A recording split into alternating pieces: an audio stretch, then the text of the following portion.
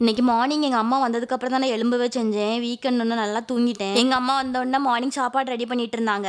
வீக்கெண்ட்னாலே morning சாப்பாடு முடிச்சதும் நான் எங்கள் அக்கா பிள்ளைங்களும் எங்கள் வீட்டுக்கு வந்துருவாங்க. இன்னைக்கும் அப்படிதான். ஃபர்ஸ்ட் எங்கள் அக்கா பிள்ளைங்க வந்துட்டாங்க. எங்கள் அக்கா லேட்டாக தான் வந்தா. எங்கள் அக்கா பிள்ளைங்க வரும்போதே அவள் வந்து மார்னிங் தக்காளி சட்னி வச்சு தோசை சுட்டுருந்தா போல.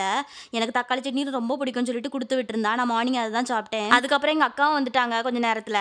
எங்கள் வீட்டில் ஒரு குட்டி மிளகா செடி இருக்கு. அந்த மிளகா வந்து ரொம்ப குட்டியாக தான் இருக்கும். எங்கள் அம்மாட்ட அது பேர் என்னன்னு கேட்டதுக்கு சீனி மிளகான்னு சொன்னாங்க. உங்க ஊர்ல இது எப்படி சொல்லுவீங்கன்னு சொல்லி மறக்காம கமெண்ட்ல சொல்லுங்க. எங்க வீட்ல ஒரு 2 செடி நின்னுச்சு. ஒரு செடி வந்து ஒரு மாதிரி பட்டு போயிட்டு இன்னும் ஒரு செடி மட்டும் தான் நிக்கி. அதுலயே அவ்வளவு மிளகா காய்க்குது. மிளகா பறிச்சிட்டு இருக்கும்போது எங்க சேன் வேற குறுக்க இந்த கௌசிக் வந்தா அப்படிங்கிற மாதிரி ஓடிட்டு இருந்தான். போன வாரம் தான் ஒரு கவர் நிறைச்சு பறிச்சு வச்சிருந்தோம். இந்த வாரம் பார்த்தா மறுபடியும் காய்ச்சிருந்துச்சு. நிறைய மிளகா பழுத்துட்டு வேற. மிளகா பறிச்சிட்டு இருக்கும்போது தான் பார்த்தோம் ஒரு சப்போட்டா மரம் குட்டியா அழகா முளைச்சு நின்னுச்சு. தன்னால முளைச்சிருக்கு. முன்னாடி எங்க வீட்ல ஒரு பெரிய சப்போட்டா மரம் நின்னுச்சு. அதோட பழம் வந்து செம்ம டேஸ்டா இருக்கும். யார் வந்தாலும் பறிச்சுட்டு போவாங்க.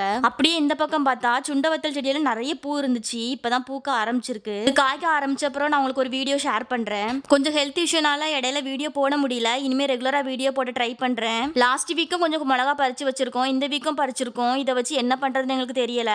உங்களுக்கு ஏதாவது தெரிஞ்சா மறக்காம கமெண்ட்ல சொல்லுங்க. நான் ட்ரை பண்ணிட்டு வீடியோல ஷேர் பண்றேன். பாய்.